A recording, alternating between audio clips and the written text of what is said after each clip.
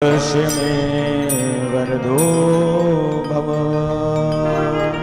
बोले उमापति महादेव की जय।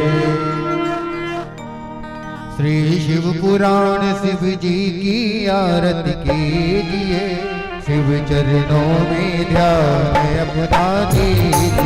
श्री शिव पुराण शिव जी की आरती कीजिए, शिव चरणों में ध्यान अपना दीजिए।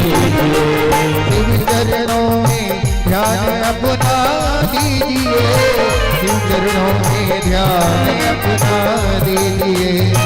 शिव चरणों में ध्यान अपना दीजिए, शिव चरणों में ध्यान अपना दीजिए। शिव पुराण शिव जी की आरती कीजिए, शिव चरणों में ध्यान अपना दीजिए। शिव पुराण शिव जी की आरती कीजिए, शिव चरणों में ध्यान अपना दीजिए। जय हो सभी ताली से बजाते हुए बोलो उमापति महादेव की जय हो।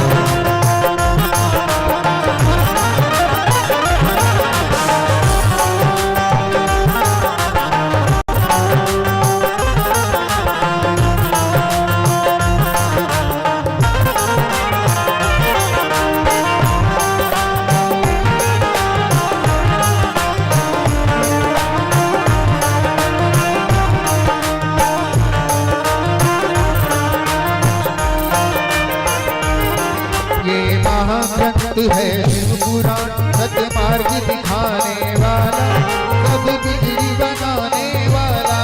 ये महाग्रंथ है शिव पुराण, सतमार्ग दिखाने वाला, बिगड़ी को बनाने वाला।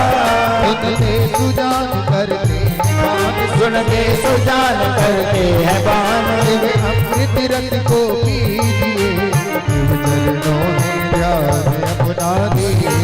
श्री शिव पुराण शिव जी की आरती कीजिए, शिव चरणों में ध्यान अपना दीजिए।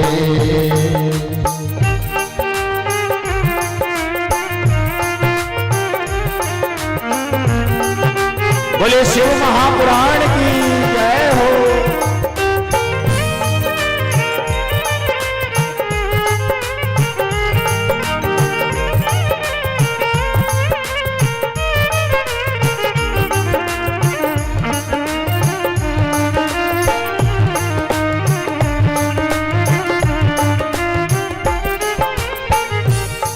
झांकी कल्याण रूप सबके मन को ये भाए, मन मंदिर में बस जाए।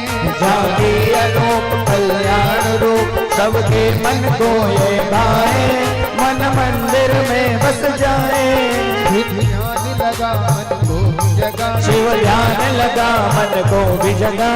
मन धन अर्पण कीजिए, शिव चरणों में ध्यान अपना दीजिए। श्री शिव पुराण शिव जी की आरती कीजिए, शिव चरणों में ध्यान अपना दीजिए। शिव पुराण शिव जी की आरती कीजिए, शिव चरणों में ध्यान अपना दीजिए।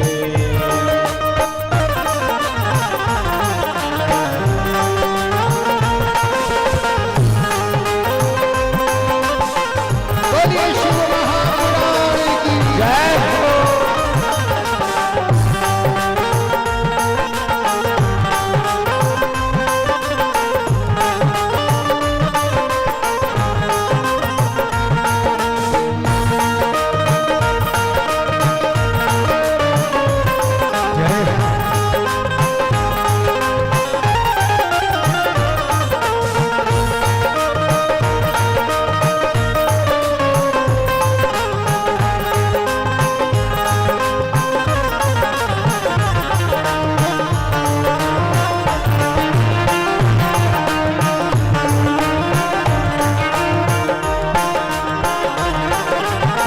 हजार श्लोक सा ये पावन ग्रंथ कहानी, शिव की महिमा बतलाए।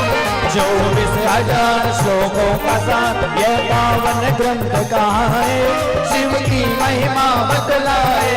हो जा पुनीत ऋषियों को जीत, हो जा पुनीत विषयों को जीत, मन कामना सब दीजिए, चरणों में ध्यान अपना दीजिए। श्री शिव पुराण शिव जी की आरती कीजिए, शिव चरणों में ध्यान अपना दीजिए। श्री शिव पुराण शिव जी की आरती कीजिए, शिव चरणों में ध्यान अपना दीजिए।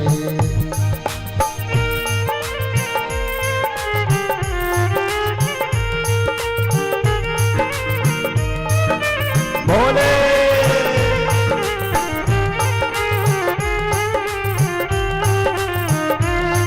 शंभो।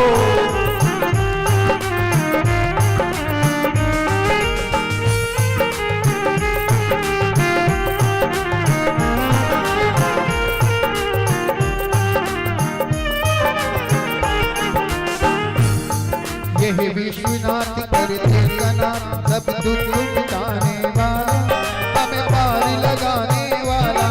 ये विश्वनाथ करके सनाथ, सब दुख मिटाने वाला, तब पार लगाने वाला। ओम नमः शिवाय, ओम नमः शिवाय, ओम नमः शिवाय, जप नमः शिवाय, नमः शिवाय, ओम नमः शिवाय। ओम नमः शिवाय, ओम नमः शिवाय। जीवन सब कीजिए, शिव चरणों में ध्यान अपना दीजिए। शिव पुराण शिव जी की आरती कीजिए, शिव चरणों में ध्यान अपना दीजिए। शिव पुराण शिव जी की आरती कीजिए, शिव चरणों में ध्यान अपना दीजिए। शिव चरणों में ध्यान अपना दीजिए, शिव चरणों में ध्यान अपना दीजिए। कर्पूर गौरम करुणावतारम संसारसारम भुजगेन्द्रहारम सदा वसन्तं हृदयारविन्दे भवं भवानी श्रीकण्ठपादे। दारिमाला तुलितालिकाय पादमाला चित्रैकराय दिगम्बराय च दिगम्बराय नमः शिवाय च नमः शिवाय। त्वमेव माता च पिता त्वमेव बन्धु च सखा त्वमेव विद्याधरणं त्वमेव, त्वमेव सर्वं वन्दे भदेवं, त्वमेव सर्वं वन्दे भदेवं, त्वमेव सर्वं वन्दे भदेवं। हरे राम राम राम हरे हरे। हरे कृष्णा कृष्ण कृष्ण हरे हरे। हरे राम राम राम हरे हरे। हरे कृष्णा कृष्ण कृष्ण हरे हरे। हरे राम राम राम हरे हरे। हरे कृष्णा कृष्ण कृष्ण कृष्ण हरे हरे।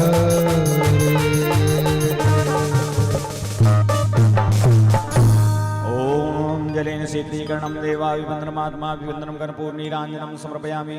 यानि कानि च पापानि जन्मान्तरकृतानि च तानि सर्वाणि नश्यन्ति प्रदक्षिणायां पदे पदे। हस्ते अक्षतपुष्पाणि गृहीत्वा ओम यज्ञेन यज्ञमयजन्त देवास्तानि धर्माणि प्रथमान्यासन्नातेनाकं महिमानः शचन्ते यत्र पूर्वे साध्याः सन्ति देवाः नानासुगन्धयुक्तं च यथा कालोद्भवं तथा पुष्पाञ्जलिर्मया दत्त गृह्यतां। शिवशङ्कर श्रीपुराणपुरुषोत्तमाय नमः। शाम्ब सदाशिवाय नमः। मन्त्रभाव पुष्पाञ्जलिं समर्पयामि। बोले गणेश भगवान की जय। जगदम्बा मैया की जय। उमापति महादेव की जय। महाकालिका मैया की जय। श्री शिव महापुराण की जय। धर्म की जय हो। अधर्म का नाश हो। प्राणियों में सद्भाव विश्व का कल्याण गौ माता की जय हो। गौ हत्या बंद करो। सत्य सनातन धर्म की जय हो। माता पिता गुरुदेव की जय हो। साधु संतों की जय हो। साचे दरबार की जय हो। आज के आनंद की जय हो। शिव महापुराण की जय हो। व्यास जी महाराज की जय हो। नमः पार्वती पतये हर हर हर महादेव। और आप सभी भक्तजन अपने अपने स्थानों को ग्रहण करें।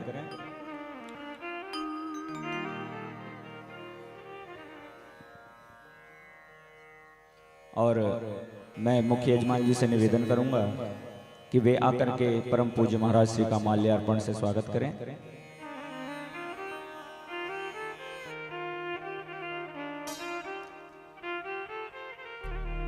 और बड़ा ही दिव्य भव्य यह आयोजन, जिसका आज प्रथम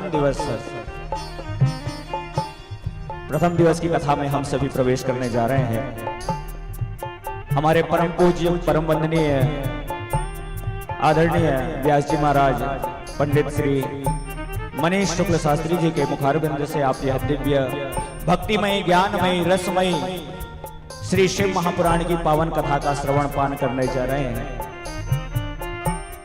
यह पावन श्री शिव महापुराण की कथा जो समस्त दुखों को दूर करने वाली, मनोवांछित फल को देने वाली ऐसी पावन कथा हम सभी श्रवण करने जा रहे हैं। और मैं आप सभी को बता दूं कि यह जो पावन पुनीत कथा है, यह YouTube के माध्यम से भी आप अपने रिश्तेदारों को जो यहाँ नहीं आ सकते, उन सभी भक्तजनों को उनके मोबाइल पर यह कथा सुनवा सकते हैं। यह कथा YouTube में लाइव की जा रही है। ये YouTube चैनल का नाम है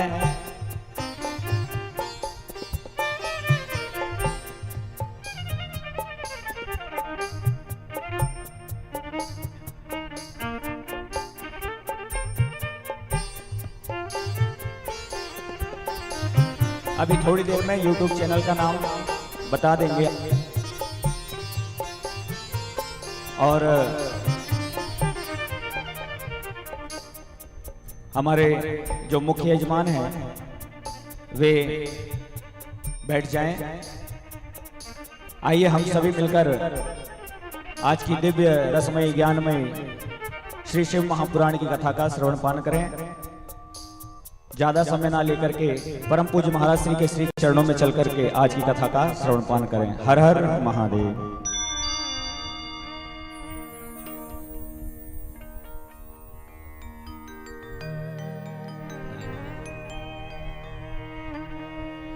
श्री राधे श्री राधे श्री राधे।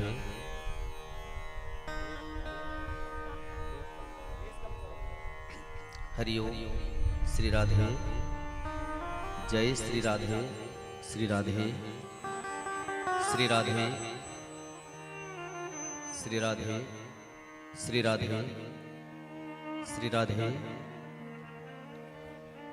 श्री राधे। हरि ओम।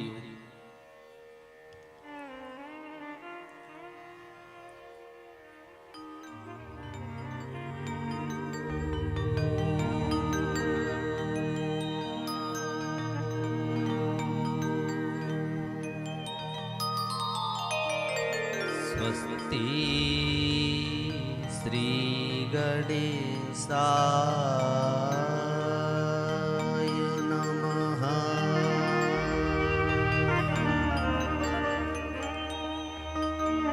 श्री सद्गुरु चरण कमलेभ्यो नमः।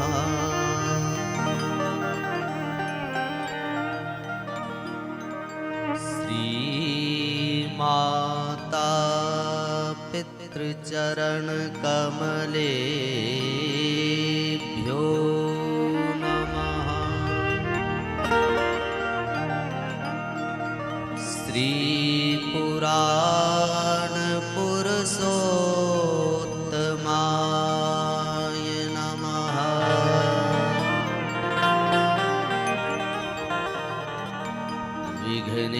विघ्नेश्वराय वरदाय सुरप्रियाय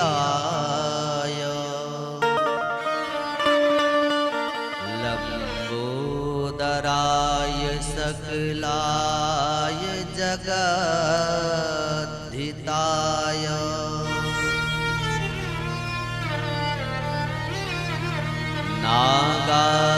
नागाननाय श्रुति स्तुतियज्ञ विभूषिताय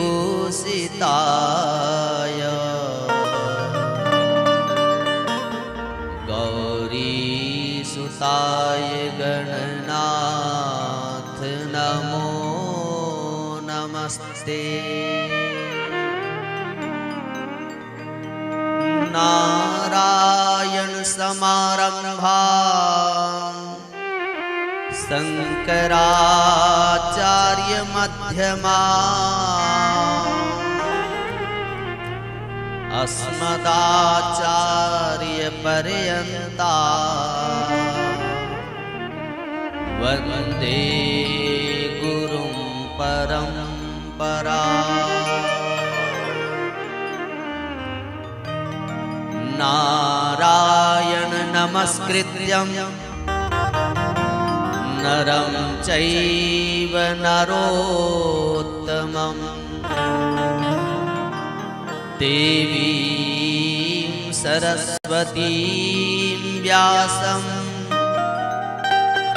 ततो जयमुदीरये।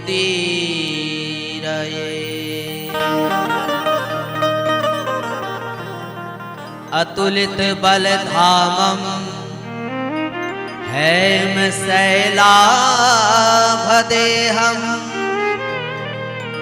तनुजवन कृशानुं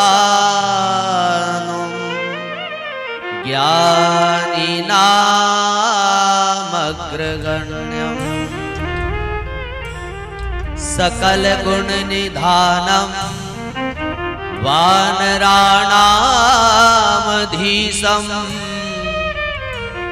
रघुपति प्रिय भक्तं वातजातं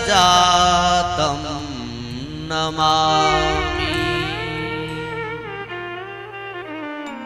यस्यांके च विभाधि भूधरसुता देवापगामस्तगे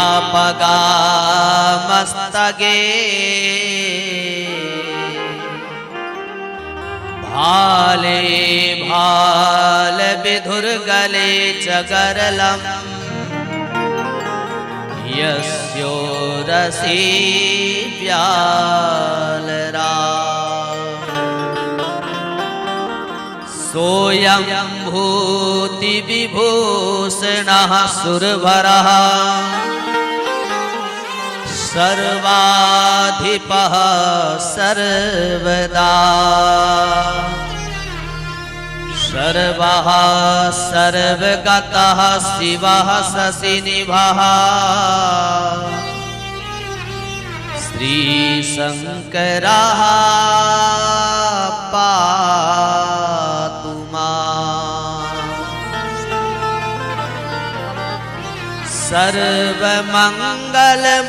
सर्वमङ्गलमाङ्गल्ये शिवे सर्वार्थसाधिके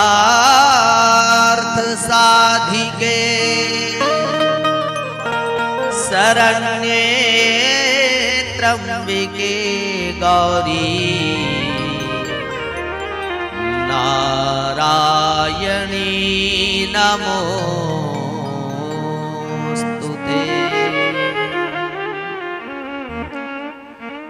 ध्यान मग्न रहते सदा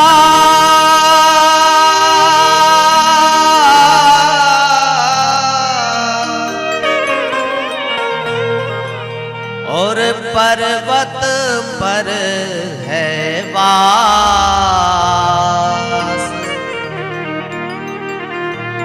सबकी भोले नाथ जी पूर्ण करना आस।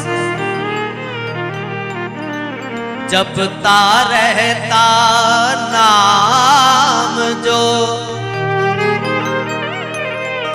पास ना आता काल और स्वयं रक्षा उसकी करे बाबा विश्वनाथ महाकाल।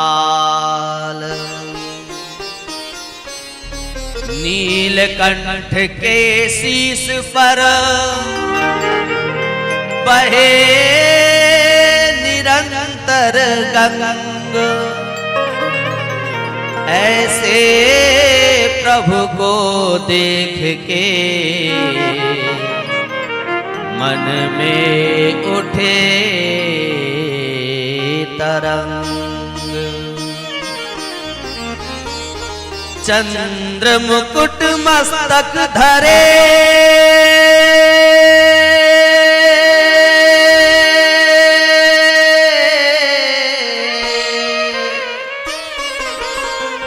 चंद्र मुकुट मस्तक धरे, गले भुजंग के हार, और श्री शिव महापुराण की महिमा अपरंपार।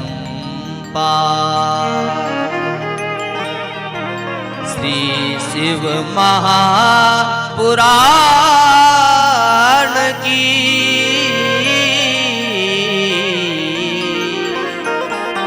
महिमा अपरंपार।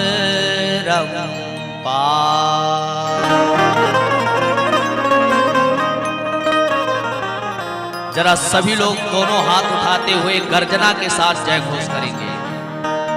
बोलिए उमापति महादेव की जय हो, बोलिए शंकर भगवान की जय हो, बोलिए दक्षिणेश्वरी महाकाली मैया की जय हो, सियावर रामचंद्र की जय हो, पवन सुत हनुमान की जय हो, श्री वृंदावन बिहारी लाल की जय हो, धर्म की जय हो, अधर्म का नाश हो, प्राणियों में सद्भाव, विश्व का कल्याण हो, गौ माता की जय हो, गौ हत्या बंद हो, सत्य सनातन धर्म की जय हो, साचे दरबार की जय हो, श्री शिव महापुराण की जय हो, हर हर महादेव।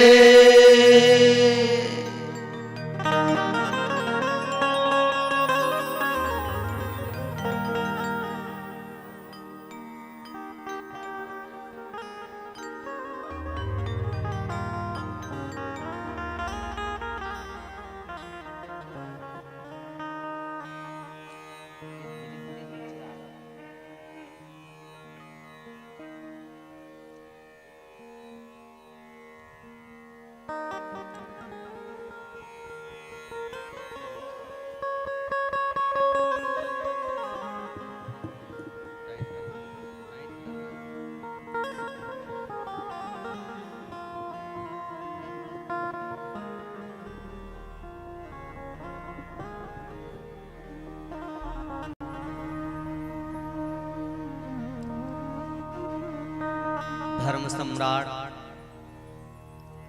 जगत गुरु शंकराचार्य परब्रह्मलीन स्वामी स्वरूपानंद जी महाराज के श्री चरणों में सादर दंडवत प्रणाम करते हुए अपने माता पिता के श्री चरणों में बारंबार प्रणाम करते हुए इस व्यासपीठ पे विराजमान भगवान देवाधिदेव महादेव,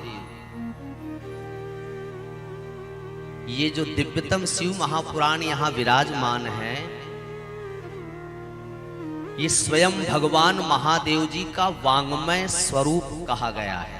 स्वयं मानो यहाँ महादेव विराजमान हो, ऐसे वांग्मय स्वरूप को श्री शिव महापुराण को हम सब बारंबार प्रणाम करते हैं।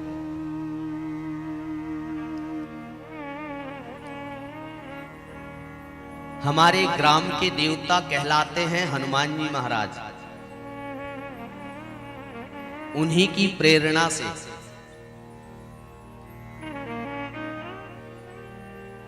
उन्हीं के सानिध्य में लिया गया ये संकल्प और इस पूरे आयोजन के संयोजक भी हनुमान जी महाराज हैं। इस शिव महापुराण के आयोजन कोई व्यक्ति विशेष नहीं है, कौन हैं?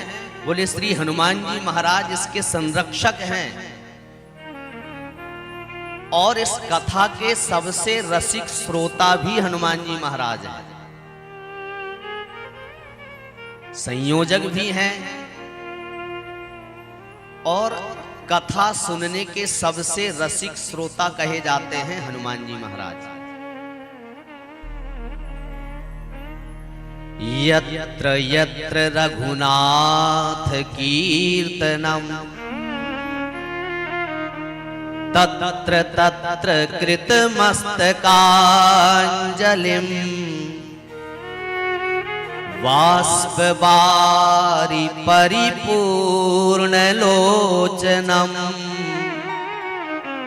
मारुतिम नमत राक्षसान्तकम्।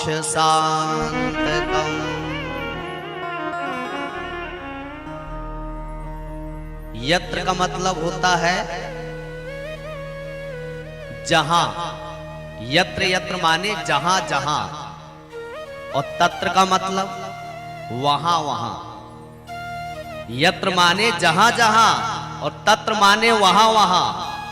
जहां जहां भी इस पूरे भूमंडल पर भगवान की मंगलमयी कथा होती है, वहां वहां जहां जहां भी कथा होती है, वहां वहां निश्चित रूप से हनुमान जी महाराज किसी ना किसी रूप में कथा सुनने के लिए अवश्य ही अवश्य पधार जाते हैं। आप जानते हैं हनुमान जी महाराज इस कलिकाल में विराजमान हैं।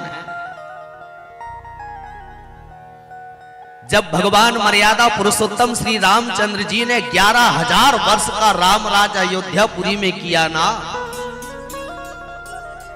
ऐसा राम राज्य स्थापित किया भगवान रामचंद्र जी ने। दैहिक दैविक भौतिक तापा राम राज्य काहू नहीं व्यापा। जहां एक घाट पर पशु मनुष्य जलपान करते थे, सिंह और हिरण एक साथ जलपान करते थे, ऐसा राम राज्य स्थापित राम जी ने किया। जब 11,000 वर्ष बीत गए और भगवान स्वधाम गमन करने लगे। राम जी का कौन सा धाम है मालूम है किसी को? साकेत धाम। जब भगवान स्वधाम गमन करने लगे तो राम जी ने सबको अपने साथ लेकर गए, किसी को नहीं छोड़ा। सारे अयोध्यावासी, सारी वानर सेना, पुरजन परिजन परिवारजन सबको विमान पे बिठाया है। और तो और यहां तक वाल्मीकि रामायण में लिखा है कि अयोध्या में रहने वाले पशु पक्षी सब चढ़ के बैठ गए विमान में। राम जी ने किसी को विमान से नहीं उतारा नीचे, सब बैठे हैं। राम जी मंद मंद मुस्कुरा रहे हैं, लेकिन पूरे अयोध्यावासी है, पूरा परिवार है, पूरी वानर सेना है, सारे भक्त मंडली बैठी हुई है, लेकिन हनुमान जी महाराज नहीं दिखाई दे रहे। हनुमान जी महाराज एक वृक्ष के नीचे हाथ जोड़ के बैठे।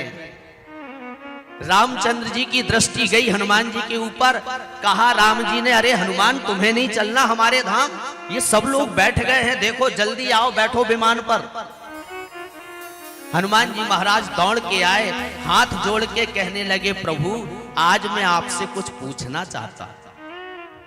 राम जी ने मुस्कुराया, कहा अरे हनुमान बताओ क्या बात है। हनुमान जी महाराज ने प्रश्न किया, प्रभु पहले तो आप हमें ये बताइए कि आप हमें जहां पर लेकर जा रहे हो, कहां लेकर जा रहे हैं भगवान?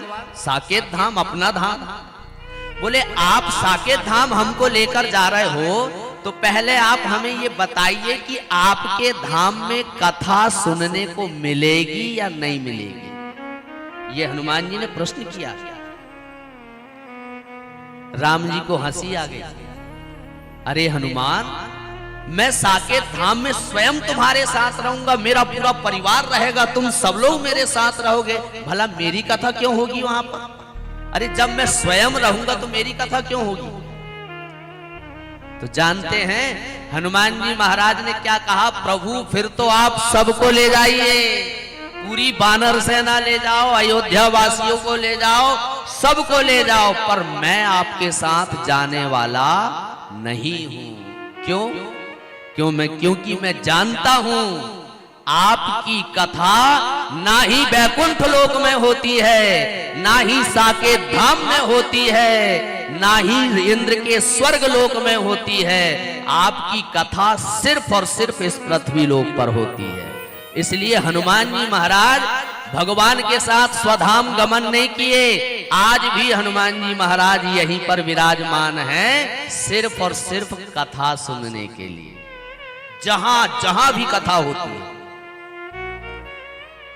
अब आप लोग बोलोगे महाराज जी ये कथा सिर्फ हमारे नागपुर में थोड़ी ना हो रही, इसी समय न जाने कितनी जगह कथा चल रही होगी कि नहीं? ऐसा थोड़ी ना कि आपकी नागपुर भर में कथा होती है।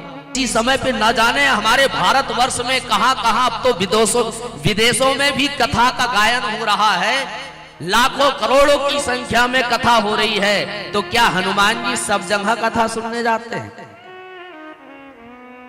बोले हाँ, हनुमान जी महाराज जी के पास वो कला है, वो सिद्धियां हैं, अष्ट सिद्धि नौ निधि के दाता, अणिमा लघिमा गरिमा बरिमा ईसत्व वसित्व, ये ऐसी 8 सिद्धियां हनुमान जी महाराज जी के पास। जब चाहे लघु रूप हो जाते हैं और जब चाहे विशाल विराट रूप धारण कर लेते हैं, जब चाहे अदृश्य हो जाते हैं, जब चाहे आकाश में उड़ने लग जाते हैं। तो वो हनुमान जी महाराज अपने रूप को लाख और करोड़ों गुना बना के कथा सुनने के लिए भी आ जाते हैं, किसी ना किसी रूप में। तो इस कथा के सबसे रसिक श्रोता अगर कोई है तो वो है हनुमान जी महाराज। ऐसे हनुमान जी महाराज को, जो इस आयोजन के संयोजक है, इस आयोजन के जहां संकल्प धारण किया गया है, ऐसे हनुमान जी महाराज को हम सब मिलकर प्रणाम करते हैं। बोलिए श्री हनुमान जी महाराज की जय हो।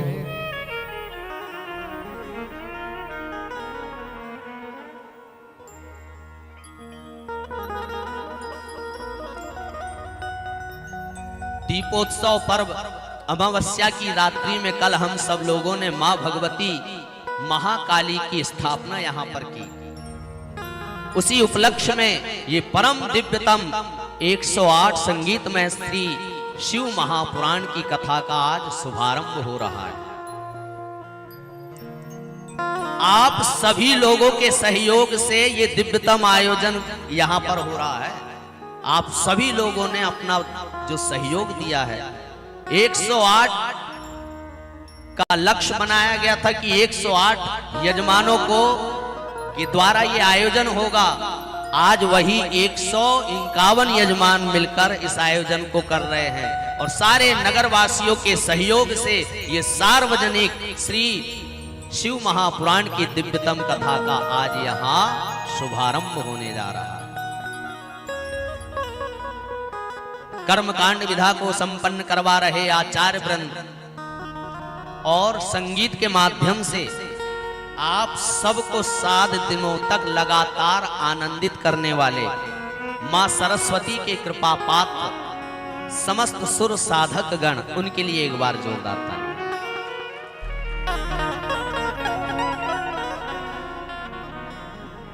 और हम लोग तो यहां बैठ के कथा सुन रहे हैं, हो सकता है कि हमसे ज्यादा और कोई इस मीडिया के माध्यम से कथा घर में बैठे बैठे सुन रहा हो बाहर। ऐसे छिंदवाड़ा से पधारे हुए श्री अंकित दुबे जी जो लाइव कथा यहाँ यूट्यूब के माध्यम से, फेसबुक के माध्यम से चला रहे हैं, उनके लिए भी एक बार जोरदार तालियां।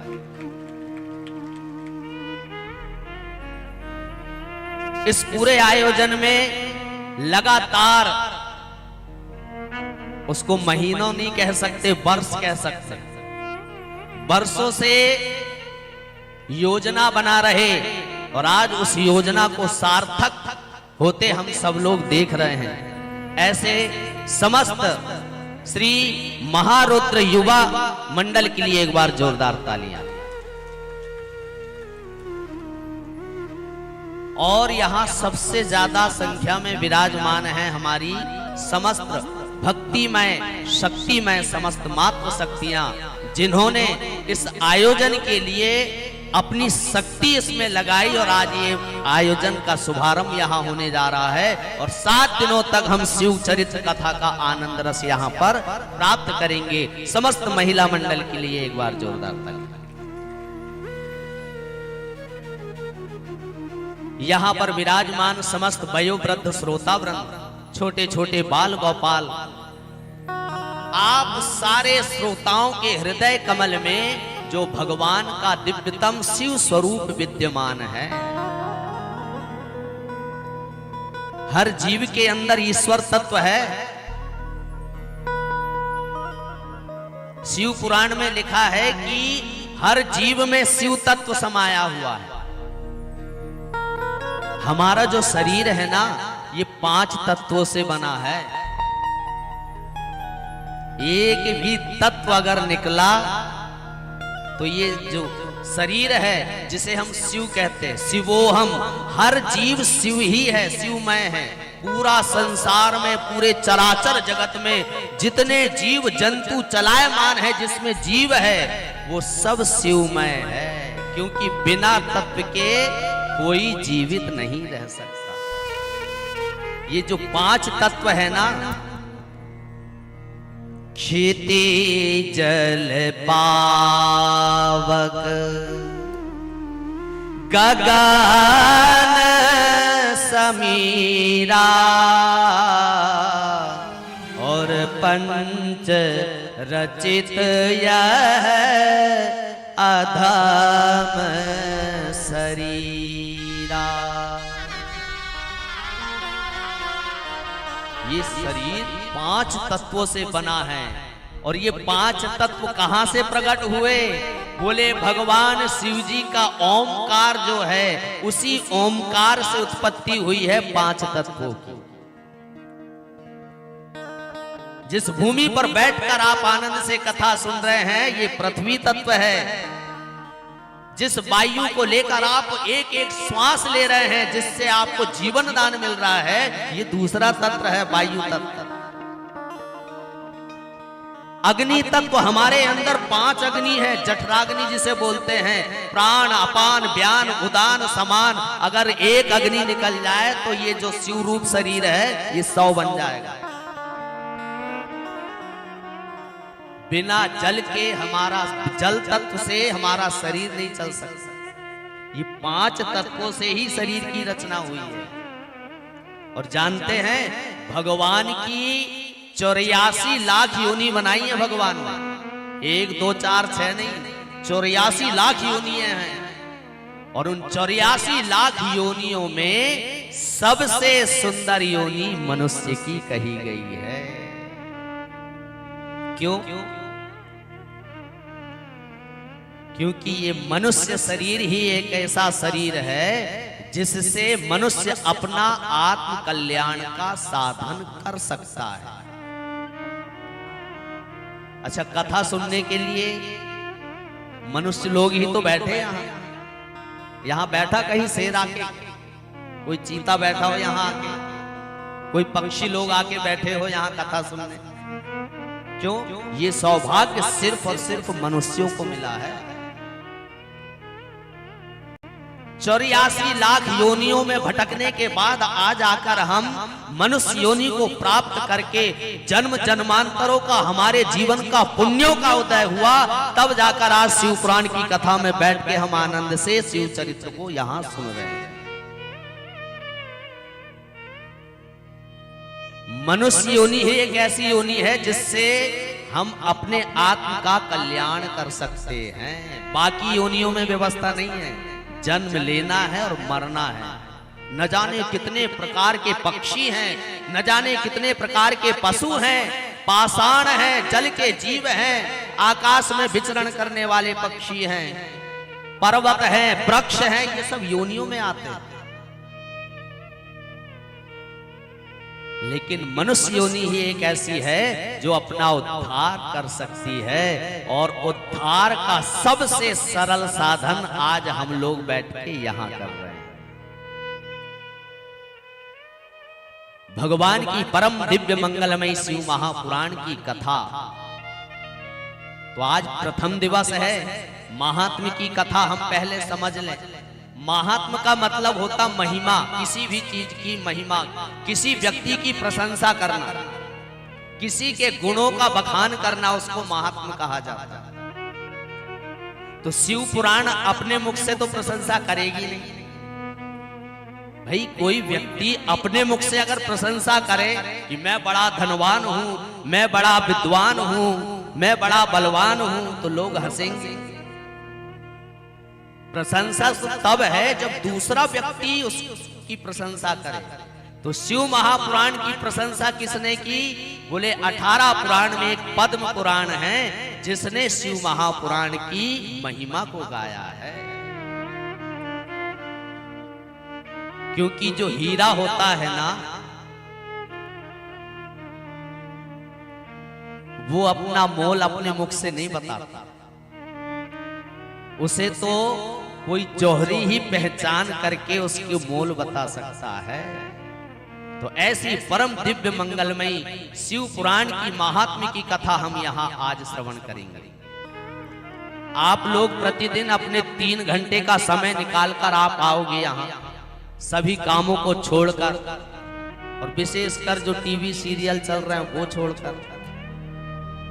अरे भाई 3 घंटे का समय छोड़ के आप यहाँ बैठोगे कथा सुनने, तो क्यों बैठोगे? पता भी तो चले कि हम लोग यहाँ 7 दिन आए क्यों, 3 घंटे बैठे क्यों। अरे 3 घंटे हम मोबाइल चलाएंगे, घर में टीवी बैठ के देखेंगे सीरियल बढ़िया। तो मनुष्य जो है ना, उसका बड़ा पक्का स्वभाव है कि वो बिना स्वार्थ के कहीं नहीं जाता। कोई जाता है क्या बिना स्वार्थ? स्वार्थ लागी करई सब प्रीति, सुर देवताओं का भी यही आदत है, नर मुनि जन की यह रीति। हमारी बात नहीं, देवताओं की भी बात है ये।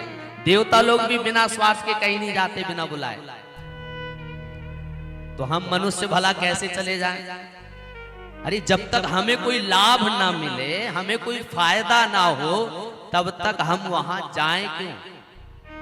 तो आज वही महात्म महिमा बताई जाती है कि आप 7 दिन यहाँ आके जो अपना समय दान करेंगे और कथा को श्रवण करेंगे, उसका फल क्या है, क्या मिलेगा हमको कथा सुनने से? ये वो परम दिव्य मंगलमय शिव महापुराण की कथा है जिसे श्रवण करने मात्र से 7 जन्म कृतम पापम, 1 जन्म 2 जन्म 3 जन्म की बात छोड़िए, सीधे सीधे 7 जन्मों के पाप जलकर भस्म हो जाते हैं जो इस दिव्यतम शिव महापुराण की कथा को श्रवण करता है। 4 फल की प्राप्ति होती है इस कथा को सुनने से। पहला है धर्म, दूसरा है अर्थ, तीसरा है काम, और चौथा है मोक्ष। ये चारों फल प्रदान करने वाली शिव महापुराण की दिव्यतम कथा है। ऋषियों ने पूछ लिया सूत जी महाराज से, महाराज ये कलिकाल है, अरे मान लो जो कथा सुनने आ जाए उनका कल्याण हो जाएगा, अगर कोई कथा सुनने नहीं आया तो क्या उसका कल्याण नहीं होगा?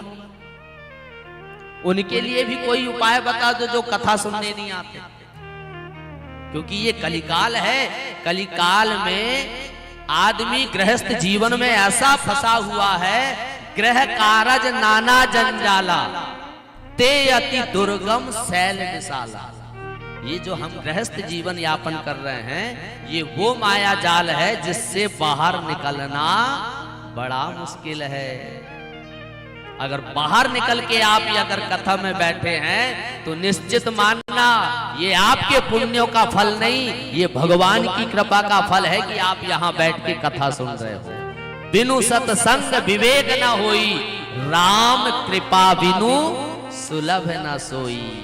ये कृपा जब तक भगवान की हमारे ऊपर नहीं होती, तब तक ऐसी दिव्यतम कथा सुनने का, कहने का और उस आयोजन में सम्मिलित होने का सौभाग्य हमें प्राप्त नहीं होता। तो निश्चित मानिए कि आप नागपुर वासियों के ऊपर भगवान महादेव की बड़ी कृपा है, जो एक नहीं पूरे 108 परिवार के ऊपर ऐसी कृपा की है कि आज परम दिव्यतम शिव महापुराण की कथा सुनने का सौभाग्य हमें प्राप्त हो रहा है। पहले ये जान ले कि ये शिव पुराण की रचना किसने की है, लिखा किसने इसे। सब लोग जानते हैं कि 18 पुराण, 6 शास्त्र, 4 वेद स्वयं भगवान विष्णु के स्वरूप कहलाने वाले वेद व्यास जी महाराज ने रचना की है। पूरे 18 पुराणों की रचना की है। लेकिन ये जो शिव महापुराण है ना, वेद व्यास जी महाराज ने बाद में की। सबसे पहले स्वयं भगवान महादेव जी ने ही इस शिव पुराण की रचना की। सबसे पहली रचनाकार भगवान महादेव है इस पुराण के, और सबसे पहले प्रवक्ता भी भगवान शिव जी हैं। कैलाश पर्वत के ऊपर बैठकर माता पार्वती को सामने बैठ के पूरी संपूर्ण बृहद शिव पुराण की कथा सुनाई है। लेकिन जो शिव पुराण की रचना भोले बाबा ने की है ना, वो इतनी बृहद है, 1 लाख मंत्र हैं उसमें। इतनी बृहद है शिव महापुराण की कथा। तो विचार कीजिए कि जिस ग्रंथ को शिव जी ने लिखा, जिसमें 1 लाख मंत्र की रचना की शिव जी ने, वो कथा कितने दिनों तक चली रही होगी। बाद में वेद व्यास जी महाराज ने उसी बृहद शिव महापुराण को लघु किया। क्यों? बोले कलयुग के मनुष्य है, 1 लाख वाला ग्रंथ देखेंगे तो सीधे पंडाल के बाहर भाग जाएंगे। अरे यहीं पर अगर 1 महीने की कथा हो जाए तो कोई आएगा? 6 घंटे की कथा हो तो कोई बैठेगा? वेद व्यास जी जान गए ये घोर कलिकाल का आगमन होने वाला है, ये बृहद शिव पुराण को कोई खोल के भी नहीं देखेगा। तो वेद व्यास जी ने हम जैसे मनुष्यों के लिए उसी शिव पुराण को लघु किया, छोटा किया। 1 लाख मंत्र जिस शिव पुराण में थे, उसमें से सार तत्व को निकाला और 24,000 श्लोक वाले शिव पुराण की रचना की, जिसमें 7 संहिताएं हैं।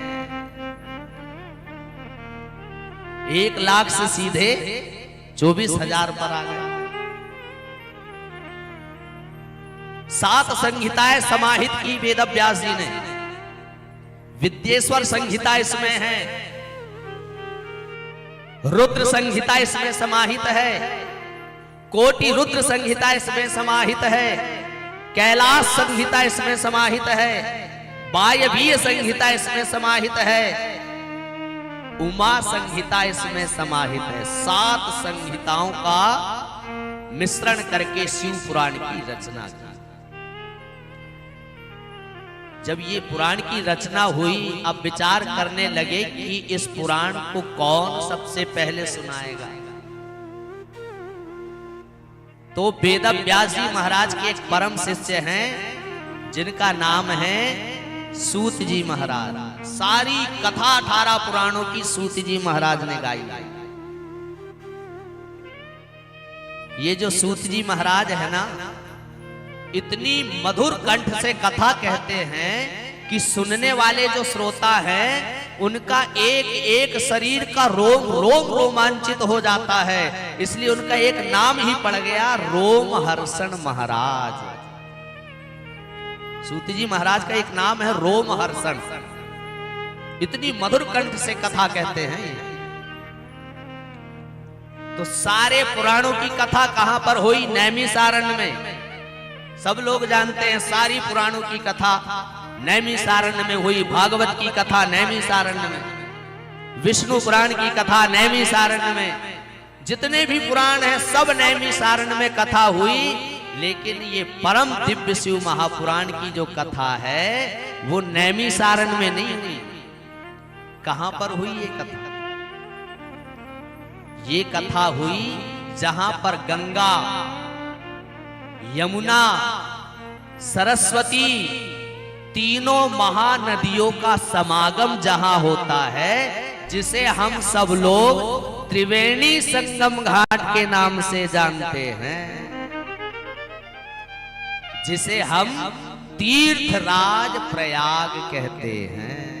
ये शिव पुराण की कथा तीर्थराज प्रयाग में सुनाई है सूत जी महाराज,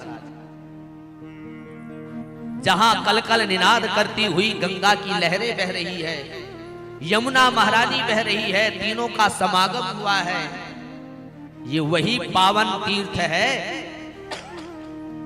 हमारे भारतवर्ष में जितने भी तीर्थ है उन सब का राजा कहलाता है ये, इसलिए इसे तीर्थराज, सारे तीर्थों का राजा है प्रयाग। ये वही प्रयाग है जहां हर वर्ष माघ के महीने में 1 महीनों का संतों का मेला लगता है। माघ मकर गति रवि जब होई, माघ के महीने में सूर्य, मकर के सूर्य की संक्रांति में 1 महीनों का संतों का मेला लगता है। ये वही प्रयागराज है जहां विशाल कुंभ का आयोजन होता है, और ये वही प्रयागराज है जहां अभी अभी 144 वर्ष के बाद आने वाला पूर्ण महाकुंभ का आनंद सारे भारतवर्ष और विदेशियों ने प्राप्त किया है। ये वही पावन स्थान है, ब्रह्मा जी की तपस्थली है ये। ब्रह्मा जी ने जब पूरा ब्रह्मांड पृथ्वी बनाई ना, तो ब्रह्मा जी देखने आए अपनी सृष्टि की रचना देखने, तो उसी त्रिवेणी संगम घाट में बैठ के ब्रह्मा जी ने तपस्या किया, यज्ञ किया, इसीलिए उस तीर्थ को पूरे तीर्थों का राजा बना दिया गया। उसी तीर्थराज प्रयाग में श्री शिव महापुराण की कथा हो रही है। सूत जी महाराज विशाल वटवृक्ष के नीचे बैठे हैं, 88,000 ऋषिगण बैठे हैं, बड़े बड़े योगी यति सन्यासी सब बैठे हुए हैं। और सारे शौनकादिक ऋषियों ने प्रश्न कर लिया, महाराज कलिकाल के जीवों के लिए, मनुष्यों के लिए, उद्धार के लिए आप हमें कोई उपाय बताइए। कलिकाल का आगमन हो गया है, ब्राह्मण क्षत्रिय वैश्य शूद्र चारों वर्ण अपने धर्म से पथभ्रष्ट हो जाएंगे। कैसे इन मनुष्यों का दुख दूर होगा, कैसे इनका आत्म कल्याण होगा? आप हमें ऐसा कोई सरल साधन बताइए जिससे मनुष्यों के सारे दुख भी दूर हो जाए और उसका आत्म कल्याण भी हो जाए। सूत जी महाराज मुस्कुराते हुए कहते हैं, अरे शौनकादिक ऋषियों, उसका एक ही सरल उपाय है, शिव महापुराण की दिव्यतम कथा। बोले सुनने से क्या फल मिलेगा? वो फल मिलेगा जो कोई सत्कर्म में नहीं मिलता। बोले यज्ञ में? बोले हजारों यज्ञ कर डालो, वो पुण्य नहीं मिलेगा जो शिव पुराण की कथा सुनने में मिलेगा। तपस्या में? बोले कई वर्षों की समाधि लगा के बैठ जाओ, जो फल समाधि में नहीं है वो फल कथा, शिव पुराण की कथा सुनने में प्राप्त हो जाएगा। बड़े बड़े यज्ञ अनुष्ठान करने में जो फल मिलता है उससे कई हजार गुना फल मात्र शिव पुराण की कथा सुनने मात्र से हमें प्राप्त हो जाता है। अश्वमेध यज्ञ का फल हमें प्राप्त हो जाता है। शिव पुराण में स्पष्ट लिखा है, और एक दो यज्ञ नहीं, पूरे 100 यज्ञ का। जो शिव महापुराण की कथा श्रवण करता है उसे एक दो अश्वमेध यज्ञ नहीं, पूरे 100 अश्वमेध यज्ञ का जो फल मिलने वाला है वो शिव पुराण की कथा सुनने मात्र से प्राप्त हो जाता है। आप सब जानते हैं अश्वमेध यज्ञ करने का अधिकार सिर्फ उसी को है जो सारे पृथ्वी का राजा होता है, और कलयुग में तो आज तक हुआ ही नहीं है। बड़े बड़े सूर्यवंशी राजाओं ने इस यज्ञ को किया है, बड़ा कठिन यज्ञ है। उस यज्ञ का फल मात्र शिव पुराण की कथा सुनने से मिल जाएगा। बोले हाँ, 7 जन्म कृतम पापम, 7 जन्मों के पाप जलकर भस्म हो जाएंगे। ऐसा है भगवान श्री शिव जी का उत्तम चरित्र, जो शिव पुराण के शिव जी के चरित्रों को श्रवण करता है। 11 रुद्र अवतारों की कथा इसमें है, 12 ज्योतिर्लिंगों का प्राकट्य की कथा इसमें है, भगवान शिव जी का उत्तम चरित्र इसमें विद्यमान है। और वही शिव चरित्र मां भगवती महाकाली के सानिध्य में उनकी छत्र छाया तले बैठ के हम यहाँ 7 दिनों तक लगातार इस परम दिव्य मंगलमय शिव महापुराण की कथा को हम सब श्रवण करेंगे। आइए 2 मिनट भगवान शिव नाम कीर्तन करें। ओम नमः शिवाय, ओम नमः शिवाय, हर हर भोले नमः शिवाय, ओम नमः शिवाय। सभी लोग गाइए काली सेवा करते हुए। ओम नमः शिवाय, ओम नमः शिवाय, हर हर भोले नमः शिवाय, ओम नमः शिवाय, ओम नमः शिवाय, हर हर भोले नमः शिवाय। गंगाधराय शिव गंगाधराय, हर हर भोले नमः शिवाय। गंगाधराय शिव गंगाधराय, हर हर भोले नमः शिवाय। जटाधराय शिव जटाधराय, हर हर भोले नमः शिवाय। जटाधराय शिव जटाधराय, हर हर भोले नमः शिवाय। नमः शिवाय, ओम नमः शिवाय, हर हर भोले नमः शिवाय। ओम नमः शिवाय, ओम नमः शिवाय, हर हर भोले नमः शिवाय। ओम नमः शिवाय, ओम नमः शिवाय, हर हर भोले नमः शिवाय। ओम नमः शिवाय, ओम नमः शिवाय, हर हर भोले नमः शिवाय।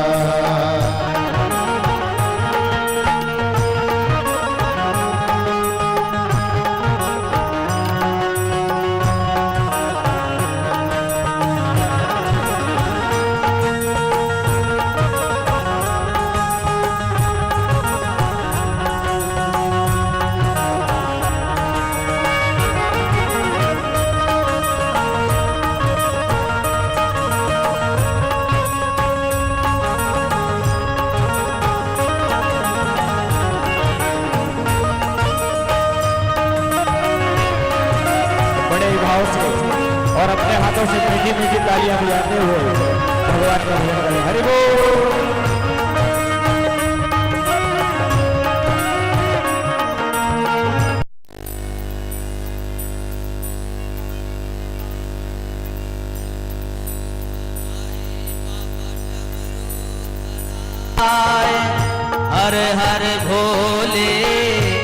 नमः शिवाय। धराए शिव डमरू धराए, हर हर भोले नमः शिवाय। त्रिशूल धराए शिव त्रिशूल धराए, हर हर भोले नमः शिवाय। त्रिशूल धराए शिव त्रिशूल धराए, हर हर भोले नमः शिवाय। ओम नमः शिवाय, ओम नमः शिवाय, हर हर भोले नमः शिवाय। ओम नमः शिवाय, ओम नमः शिवाय, हर हर भोले नमः शिवाय।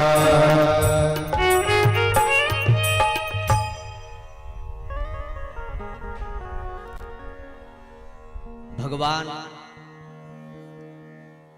देवाधिदेव महादेव जी का जो स्वरूप है,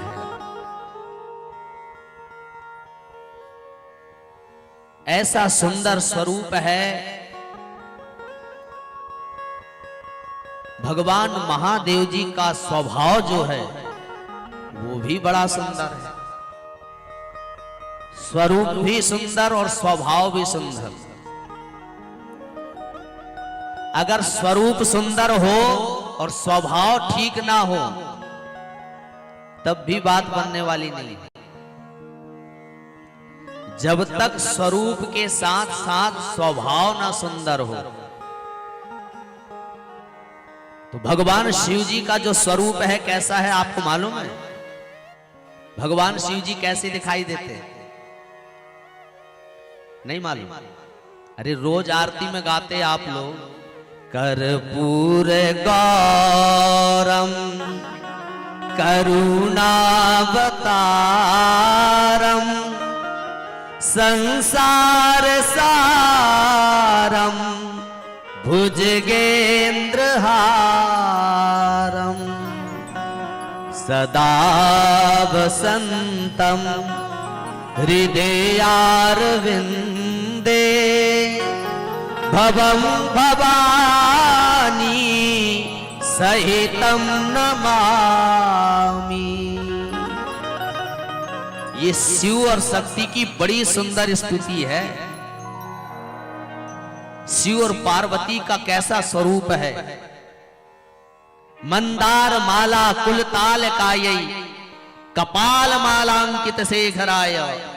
मां भवानी जगदम्बा को स्वयं भगवान कैलाश पर्वत से मदार के पुष्पों का गुच्छा बना के भगवान मां भवानी पार्वती का सुंदर श्रृंगार था। मंदार माला कुलताल कायई। मां भवानी को भोले बाबा खुद श्रृंगार करते हैं मदार पुष्प से। और स्वयं क्या पहनते हैं? कपाल मालांकित शेखराय। स्वयं मुंडों की माला पहनते हैं। कर्पूर के समान जिनका गौर वर्ण है,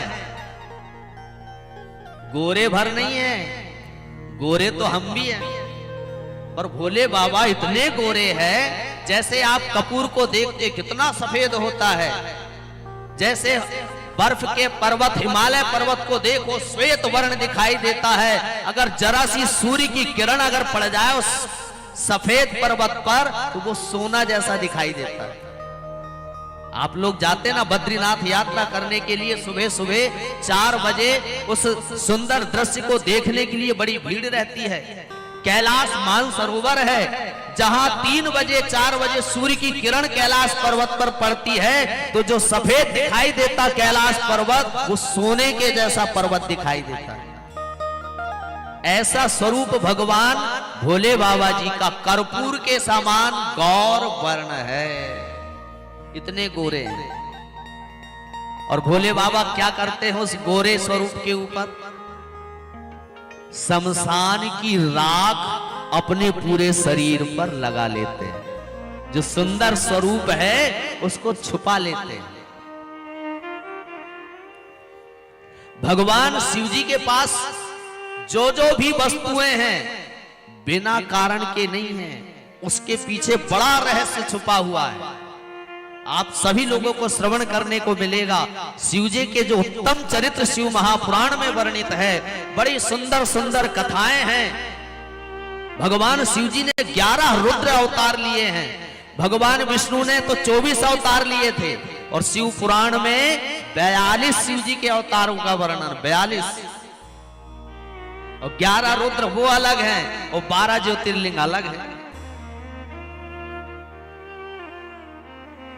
ऐसा बृहद विशाल शिव महापुराण में शिवजी का चरित्र भरा हुआ है। कभी आपने सोचा भगवान शिवजी इतने सुंदर शरीर पर भस्म क्यों लगाते हैं? भस्म कोई लगाने की चीज है? वो भी चिता की भस्म। किसी देवता ने लगाया आज तक? चिता भस्मा लेपो गरल मसनम दिक्पट धरो। भगवान भोलेनाथ चिता की राख को शरीर पर धारण कर पूरे शरीर में लगा लेते हैं। एक बार भगवान भूत भावन भोलेनाथ डमरू बजाते हुए सायंकाल प्रदोष के समय अपने नंदी पर बैठकर हमारे पृथ्वी लोक में भ्रमण करने के लिए आए। ये जो सायंकाल का समय है ना, गोधूली बेला, जिसे हम प्रदोष काल कहते हैं, इस गोधूली बेला को प्रदोष काल कहा जाता है। जैसे आप लोग प्रातः काल उठ के मॉर्निंग वॉक पर जाते हो, ऐसे भगवान भोले बाबा सायंकाल के समय घूमने के लिए निकलते हैं। रोज का नियम है भगवान महादेव जी का, प्रदोष काल में नंदी पर बैठकर हमारे इस पृथ्वी लोक का भ्रमण करने के लिए रोज निकलते हैं। तो एक दिन भोले बाबा चले जा रहे हैं नंदी पर बैठकर हमारे पृथ्वी लोक में, तो क्या देखा कि एक गांव से एक 100 यात्रा चली आ रही है। उस 100 यात्रा को भोले बाबा ने देखा। 4 लोग कांधे में 100 को लिए हुए हैं और 100 के पीछे हजारों की संख्या है। बड़ी भीड़ लगी हुई है, हजारों लोग चले आ रहे हैं और सब लोग एक साथ अपने मुख से बोल रहे हैं कि राम नाम सत्य है। सब लोग भोले बाबा भाव विभोर हो गए, प्रसन्न हो गए। अरे आज तो मुझे अपनी जमात वाले मिल गए। भगवान भोलेनाथ को मालूम है सबसे ज्यादा क्या प्रिय है। अब तुम भांग धतूरा नहीं बताना, भांग नहीं खाते भोले बाबा, ना आज तक कभी गांजा पिए हैं। ये शिव पुराण है, कभी आप इसका पठन कीजिए, ये सबके लिए है। ऐसा नहीं कि ये ब्राह्मणों के लिए ही भर है, वो ही भर पढ़ सकते हैं। हर व्यक्ति शिव पुराण को, 18 पुराण हैं, सारे पुराणों को पढ़ने का अधिकार सबको दिए हैं वेद व्यास जी ने। कहीं शिव महापुराण में नहीं लिखा है कि भगवान शंकर जी ने कभी भांग खाई हो। पूरे शिव पुराण में कहीं नहीं लिखा कि भगवान भोले बाबा ने कभी गांजा पिया हो। और हम बड़े प्रेम से बढ़िया खूब भजन बना बना के गाते कि भोले बाबा गांजा भी पीते और भांग भी पीते। अरे जो राम नाम का निरंतर रस पीने वाला हो, जो दिन रात राम नाम रस में डूबा रहता है, वो क्या भांग पिएगा? अरे जो हमेशा 24 घंटा ध्यान लगा के राम राम राम राम रस में डूबा हुआ है, वो गांजा पिएगा? जिनके पुत्र पूरे जगत में प्रथम पूजनीय है भगवान श्री गणेश, जिनकी धर्म पत्नी जो आद्य शक्ति जगदम्बा है, जिनके परिवार में एक एक सदस्य संसार में पूजनीय है, वो क्या गांजा और भांग पिएगा? भगवान भोलेनाथ ने ना कभी गांजा पिया है ना भांग खाई है। ये जो भांग है ना, इस भांग को संस्कृत में बिजिया कहा जाता है। भगवान शंकर जी को बिजिया चढ़ाई जाती है। चढ़ाई जाती मतलब पीने के लिए नहीं, नहाने के लिए। ये हिमालय पर्वत की वो औषधि है जो सबसे ज्यादा शीतलता प्रदान करने वाली है, जिसे हम भांग के नाम से जानते हैं। जब भोले बाबा ने हलाहल विष को पिया था तो पूरा शरीर दग्ध हो गया, लाल हो गया। जैसे लोहा अंगार में तपा के लाल हो जाता है, वैसे भोले बाबा का शरीर लाल हो गया। हलाहल विष पी के सारे देवता घबराए कि जहर तो पिला दिया, और भगवान शिव जी का शरीर इतना लाल दग्ध हो गया, पता नहीं क्या होगा। देवता घबराए तो वहां हिमालय पर्वत पर कुछ मिला नहीं, तो गाय का दूध ले जाके भगवान शिव जी को नहलाने लगे। कोई दही ले जाके नहलाने लगा, कोई गाय का घी ले जाके नहलाने लगा, कोई गन्ने का रस से नहलाने लगा, कोई शहद से नहलाने लगा, और किसी ने वही बिजिया औषधि को लाया और उस बिजिया भांग रूपी औषधि को भोले बाबा को स्नान कराया। तब जाके भगवान शिव जी का जो शरीर तप्त हो रहा था वो शांत हुआ।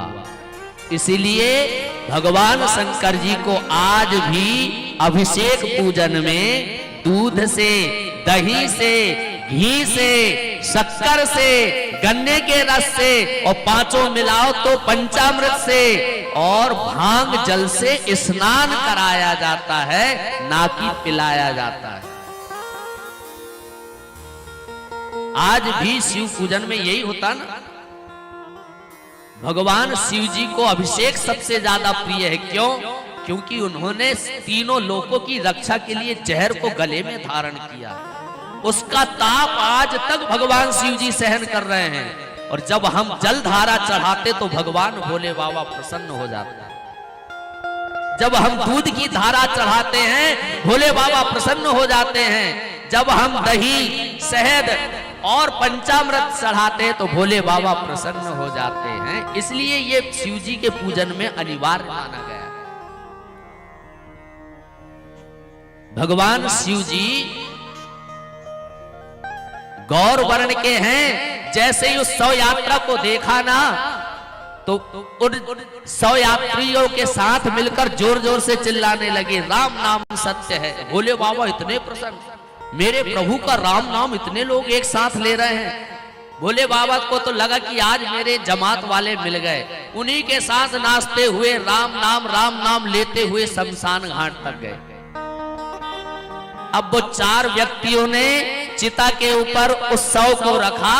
पुत्र आया, आग लगाया और सारे लोग आग लगा के चल दिए। भोले बाबा ने कहा कि अब और राम नाम होगा। अरे इतने दूर से राम राम करते आए हैं, आज तो आनंद आ गया। फिर उनके साथ जाने लगे। अब कोई राम राम नहीं बोल रहा है।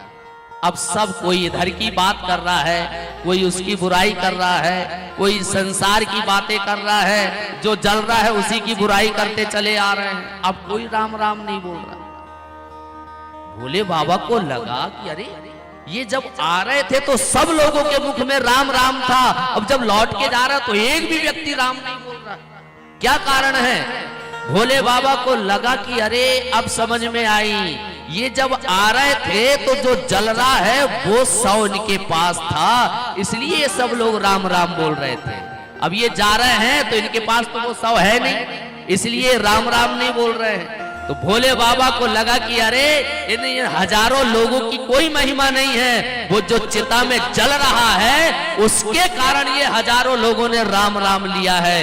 गए भोले बाबा, जिस जलते हुए चिता के कारण 1000 लोगों ने राम राम लिया है, उस चिता की राख को उठाया और भोले बाबा ने अपने शरीर पर धारण कर लिया। तब से चिता की राख भोलेनाथ धारण करने लगे, राम नाम के कारण। सबसे ज्यादा अगर भगवान भोले बाबा को कुछ प्रिय है वो तो राम नाम। निरंतर राम नाम की समाधि लगाते भोले बाबा। और जानते ये राम नाम कैसे मिला भोले बाबा को? भोले बाबा ने 1 करोड़ मंत्रों की रचना की थी। सृष्टि जब रचना हुई ना तो 1 करोड़ मंत्र बनाए थे भोले बाबा ने, जिसमें यंत्र, मंत्र और तंत्र तीनों थे। जैसे ही देव दानों को पता चला ना कि भोले बाबा ने 1 करोड़ मंत्र की रचना की है, देव दानव और मानव तीनों पहुंच गए कैलाश पर्वत। हे महादेव जय हो, आपकी जय हो। भोले बाबा ने देखा, अरे देवता लोग बिना बुलाया, ये लोग तो बिना बुलाए कहीं ना जाए, जरूर कोई ना कोई स्वार्थ होगा तभी आए, बिना स्वार्थ के तो ये आ नहीं सकते। देव दानव एक साथ में मानव भी खड़ा है। अरे देवताओं, अरे दानवों, अरे मानवों, कैसे आना हुआ? बोले महादेव हमें पता चला है कि आपने बड़े दिव्य 1 करोड़ मंत्रों की रचना की है। बोले हाँ। तो बोले कुछ हमें भी दान मिल जाता। सब जानते हैं कि भोले बाबा का ही एक ऐसा दरबार है जहां से कोई खाली हाथ लौट के कभी नहीं आता। जिसने जो मांगा है भोले बाबा ने दिया है, इसलिए नाम ही पड़ गया उनका भोलेनाथ। इतने भोले, जिसने जो मांगा।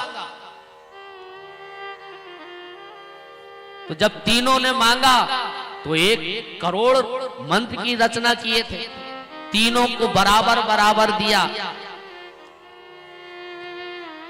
30 लाख देवताओं को, 30 लाख दैत्यों को, 30 लाख मनुष्यों को, 10 लाख बचा के रख लिया। 4 दिन बड़े देवता गए जय जयकार करके, 4 दिन बीते नहीं, फिर से तीनों आके खड़े हो गए कैलाश। महादेव। बोले अब क्यों आना हुआ? बोले महादेव आपने क्या दिव्य मंत्र रचना की है, ऐसे ऐसे दिव्य मंत्र है, तंत्र मंत्र यंत्र सब है। बोले अभी भी आपके पास बचे हैं, वो भी मंत्र मिल जाते। फिर तीनों को बराबर बराबर दिया। 3 लाख तीनों को बांट दिया, 1 लाख बचा के रखा। 2 दिन बीते नहीं, फिर तीनों पहुंच गए। महादेव अभी भी आपके पास है। ऐसे करते करते करते सारे मंत्र का दान दे दिया भोले बाबा ने। बस 1 मंत्र बचा के रखा अपने पास। उस 1 मंत्र के लिए भी देव दानव और मानव लेने पहुंच गए थे। महादेव ने कहा अरे धन्य है देवता, मेरे पास 1 मंत्र बचा, उसके लिए भी आ गए। लेकिन भोलेनाथ तो भोलेनाथ है, खाली हाथ कैसे लौटा है? 1 मंत्र लेने वाले 3 और मंत्र है 1, कैसे दिया जाए? भोले बाबा ने विचार किया कि अब ये 1 मंत्र को किसको दूं? अगर 1 को देता हूं तो 2 बुरा मान जाएंगे। भोले बाबा ने कहा ठीक है, मेरे द्वार पे आए हो, खाली हाथ नहीं जाने दूंगा। वो जो मंत्र था वो अनुष्टुप छंद में था। हर श्लोक हर मंत्र के छंद होते हैं। गायत्री छंद होता है, अनुष्टुप छंद होता है। तो अनुष्टुप छंद में 32 अक्षर होते हैं, 32 शब्द होते एक एक मंत्र में। तो भोले बाबा ने कहा कि अब तो मंत्र बचा नहीं, अब 1 मंत्र में ही उस शब्दों को बांट देता हूं। तो 10-10 शब्द तीनों को दे दिया और बचे 2 शब्द। कौन सा? बोले रा और मां। राम नाम अपने हृदय में धारण कर लिया भोले बाबा ने। बाकी संपूर्ण 1 करोड़ मंत्र को दान में दे दिया। तो वो जो देव दानव मानव ले गए वो तो मंत्र ही रहे, और जो भोले बाबा के पास रहा वो महामंत्र हो गया, जो निरंतर आज सारा संसार जप रहा है। भोले बाबा खुद कहते हैं कि मेरी काशी नगरी में मरने वाला जीव जंतु पशु कोई भी हो, उसके कान में एक बार राम जाके मैं बोल देता हूं और वो सीधे बैकुंठ लोक चला जाता है। काशी में मरने वाले की सीधी मुक्ति होती है राम नाम के कारण। तो जानते हैं इतना प्रिय है राम नाम। तो इस शिव महापुराण में हमने भी हमारे यहां से कुछ लेकर आए हैं। क्या लेकर आए हैं? बोले हमारे नगर में एक विशाल शिव मंदिर है, वहां पर परासिया में, और वहां पर एक सीताराम नाम बैंक है। सीताराम नाम बैंक है हमारे यहां परासिया में। 14 वर्ष से लगातार राम नाम लेखन हो रहा है वहां। कितने वर्षों से? 14 वर्ष हो गए। 14 वर्षों से राम नाम का लेखन हो रहा है और अभी तक हमने 100 करोड़ से ज्यादा राम नाम लिख के अयोध्या में अंतरराष्ट्रीय बैंक में जमा कर चुके हैं। ये आने वाले दिसंबर में फिर अयोध्या लेकर जाएंगे, क्योंकि वहां पर 5 करोड़ राम नाम लिख के आ चुके 4 महीने। तो जहां जहां हमारे पूरे क्षेत्र में लोग राम नाम लेखन करते हैं और वह शिव मंदिर में लाके जमा करते हैं, और उन राम नाम को लेकर हम जाते हैं सीधे अयोध्या, और वहां पर अंतरराष्ट्रीय सीताराम नाम बैंक है, वहां पर ले जाके राम नाम हर वर्ष जमा करते हैं। तो 14 वर्ष से लगातार राम नाम हमको लेकर अयोध्या जा रहा है।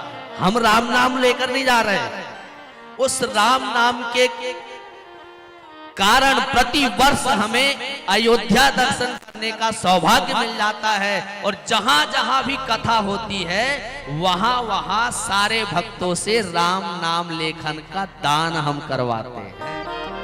तो आपके नगर नागपुर में भी शिव महापुराण में जो भगवान शंकर को सबसे ज्यादा प्रिय है वो राम नाम लेखन यहाँ पर 7 दिनों तक किया जाएगा।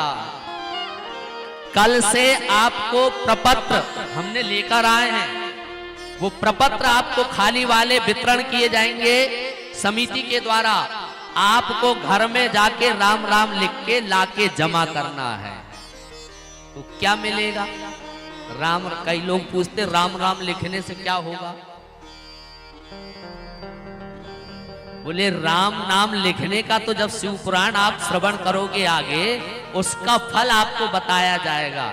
लेकिन हाँ, जो हमारे महारुद्र युवा मंडल के जो युवान भाई हैं उनकी तरफ से जो 7 दिनों में सबसे ज्यादा राम नाम लेखन करके यहाँ जमा करेगा उनको 5 लोगों को यहाँ से सम्मानित किया जाएगा,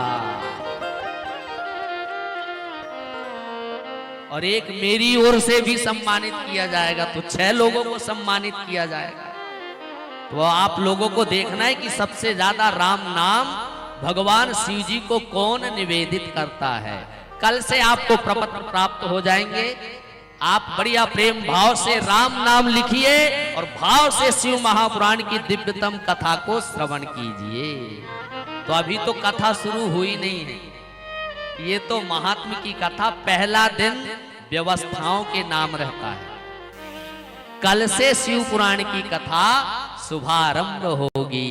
बड़े आनंद से मां भगवती की गोद में बैठ के हम लोग शिव महापुराण की कथा यहाँ पर श्रवण करेंगे। बोलिए उमापति महादेव की, बोलिए महाकाली मैया की, शिव महापुराण की, एक नमन गौरा पार्वती हर बोला। आइए हम सब लोग मिलकर, सायंकाल की समय अधिक हो चुका है, आज का समय प्रथम दिवस था इसलिए, लेकिन कल से ठीक 2 बजे 5:30 बजे यहाँ आरती होगी शाम की। 2 बजे आपको आना है। अगर आप कल 2 बजे नहीं आए तो हम फिर 4 बजे आएंगे।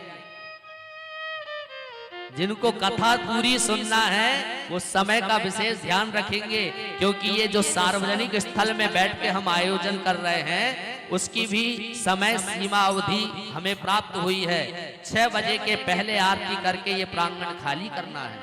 तो आप सभी लोग समय का विशेष ध्यान रखेंगे और बड़े आनंद के साथ प्रातः काल, कल प्रातः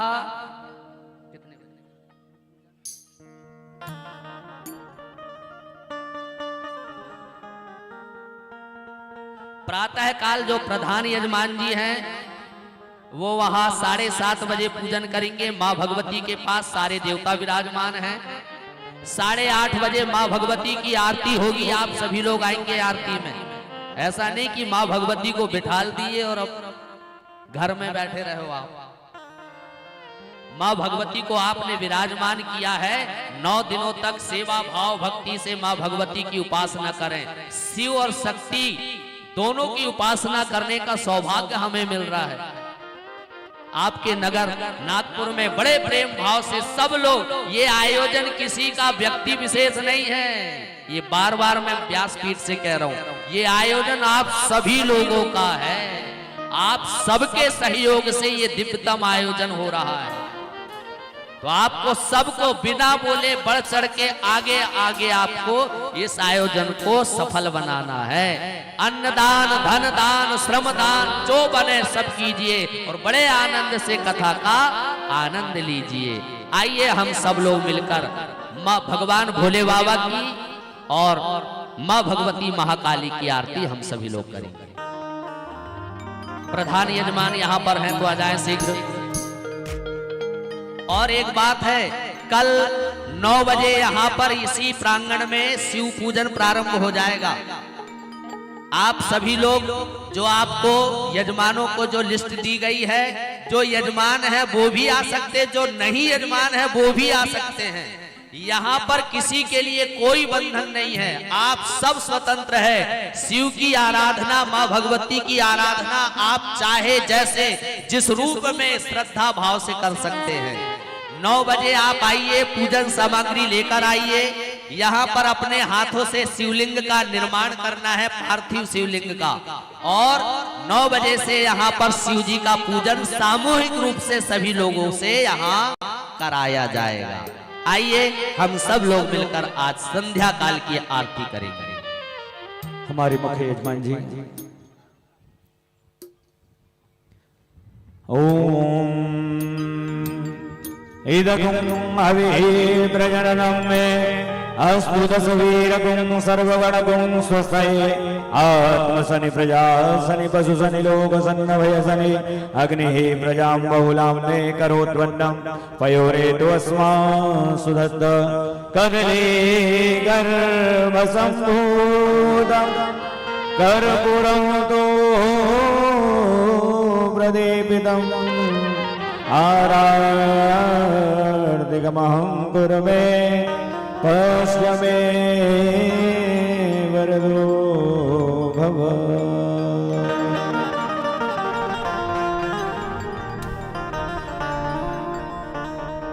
ओम जय शिव ओंकारा,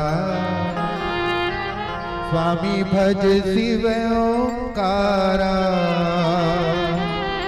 ब्रह्मा विष्णु सदा शिव, भोले भोलेनाथ महादेव, अर्धांगी गौरा। ओम हर हर हर महादेव,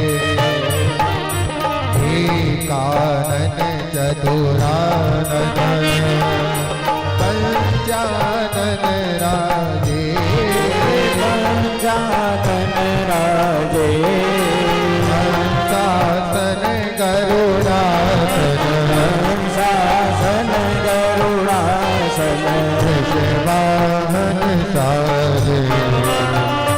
ओम हर हर हर महादेव। भुज चार चतुर्भुज, दशी भुजी अति सोहे। दश भुज अति सोहे, तीनों रूप निरचता, बोले जी को रूप निरचता, त्रिभुवन जन कोय। ओम हर हर हर अक्षय माला वन माला, मुंडे माला धारी, मुंडे माला धारी। त्रिपुरारी चमुरारी, त्रिपुरारी चमुरारी, कर माला धारी। ओम हर हर हर महादेव। पीतांबर पीतांबर, बाधांबर अंगे, भोले बादांबर अंगे, सनकादिक गरुड़ादिक,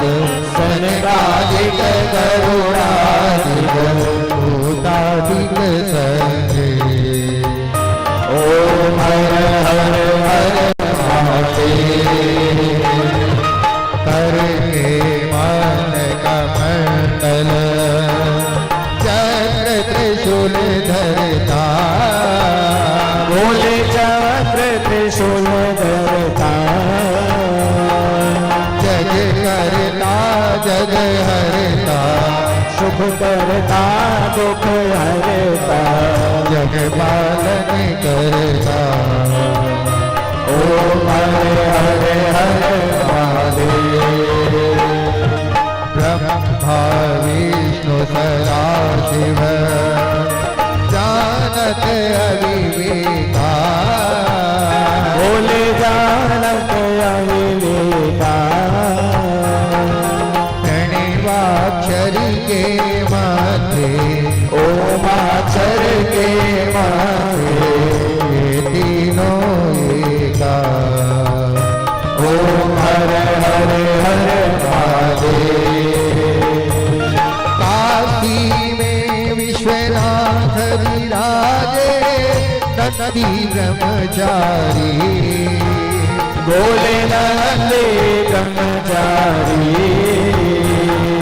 नित्य उठ दर्शन पावत रुझ रुझ भोग लगावत महिमा अति प्यारी ओम हरे हरे हरे महादेव पर्वत में पार्वती विराजे शंकर कैलासा बोले शंकर कैलासा भाग धतूर के भोजन भाग धतूर के भोजन पृथ्वी में वासा ओम हरे हरे हरे महादेव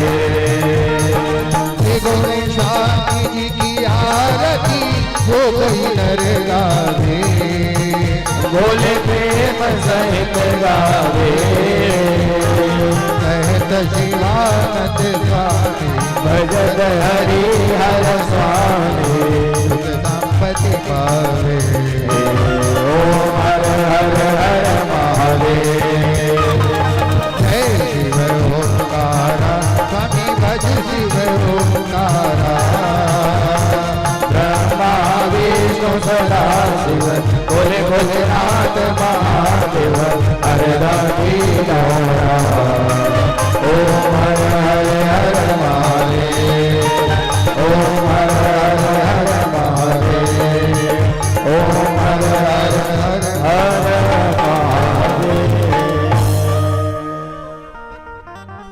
बोलिए जगदम्बे मैया की जय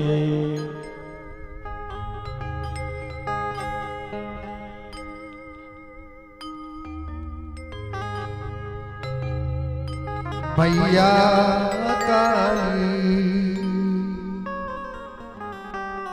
मैया काली हो तेरी कला निराली मैया काली मैया काली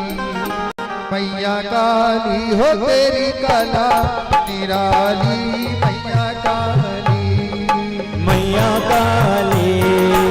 मैया काली हो तेरी कला निराली मैया काली मैया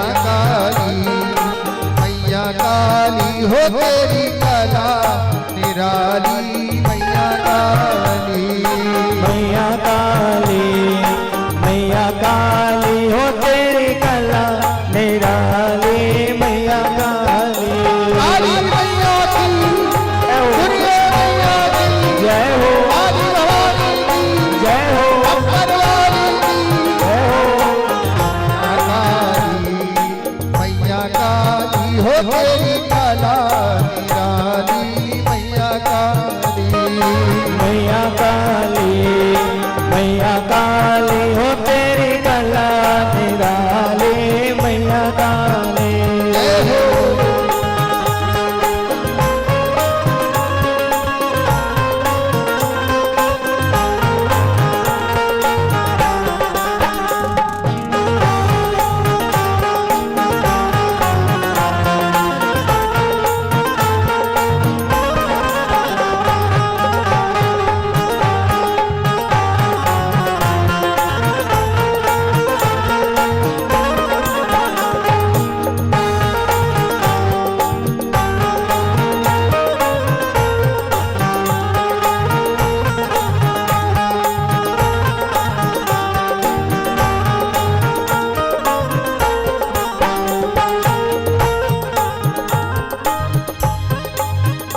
तेरे भक्त जनों पर भीड़ पड़ी है भारी। माता